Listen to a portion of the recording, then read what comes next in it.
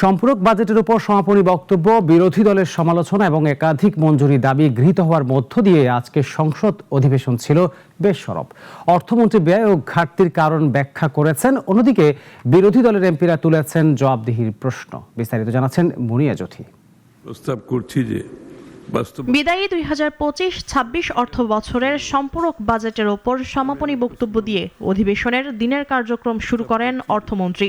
বাস্তবায়ন পরিবীক্ষণ তিনি বলেন, চলতি অর্থ বছরে বিদ্যুৎ ও জ্বালানি খাতে ভর্তুকির চাপ বেড়ে যাওয়ায় অতিরিক্ত ব্যয় ও বাজেট ঘাটতির সমন্বয় করতে হয়েছে।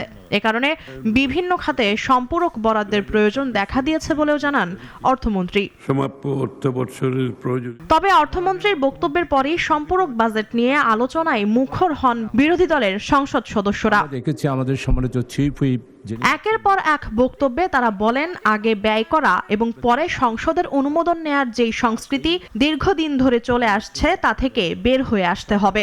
সংসদের কার্যকর নজরদারি ও আর্থিক শৃঙ্খলা নিশ্চিতেরও দাবি জানান তারা। আমাদের যে রীতি চালু হয়েছে যে আগে খরচ তারপরে অনুমোদন, আমি আপনার মাধ্যমে এই মহান সংসদ উত্থাপন করতে চাই যে আগে অনুমোদন তারপরে খরচ। কেন সরকার মার্চ মাসে সম্পূরক বাজেট দিতে ব্যর্থ হলো? মার্চ মাসের পরে এপ্রিল গেল, মে গেল, 2টা মাসেও সম্পূরক বাজেট দিতে ব্যর্থ হলো। জুন মাসে এসে সম্পূরক বাজেট দিল। এই ব্যাপারে সরকারি দলকে, যারা এই সম্পূরক বাজেট নিয়ে এসেছেন তাদেরকেও জবাবদিহির আওতায় আনতে হবে। এরপর শুরু হয় বিভিন্ন মন্ত্রণালয় ও বিভাগের মঞ্জুরি দাবির কার্যক্রম। প্রশ্নোত্তর ও কণ্ঠ ভোটের মাধ্যমে উত্থাপিত দাবিগুলো সংসদে গৃহীত হয়। এ সময় বিভিন্ন মন্ত্রণালয়ের পক্ষে সংশ্লিষ্ট মন্ত্রীরা প্রয়োজনীয় বরাদ্দের যৌক্তিকতা তুলে ধরেন। আইন ও বিচার বিভাগ খাতে পররাষ্ট্রমন্ত্রী, স্বরাষ্ট্রমন্ত্রী এবং আইন, বিচার ও সংসদ বিষয়ক মন্ত্রী সহ একাধিক সদস্য নিজ নিজ মন্ত্রণালয় ও বিভাগের পক্ষে মঞ্জুরি দাবি উত্থাপন করেন। এছাড়া অর্থ পরিকল্পনা, বিজ্ঞান ও প্রযুক্তি, তথ্য যোগাযোগ এবং নির্বাচন কমিশন সচিবালয় সহ বিভিন্ন বিভাগের সম্পূরক বরাদ্দের প্রস্তাবও অধিবেশনে উপস্থাপিত হয়।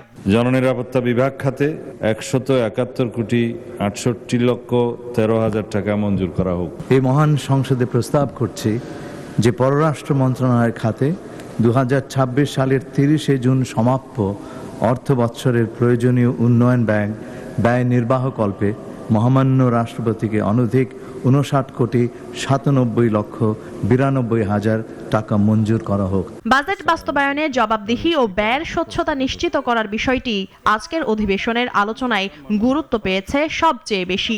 73%, যেটা মুনিয়া জ্যোতি, নাগরিক, ঢাকা। মাননীয় স্পিকার, আপনাকে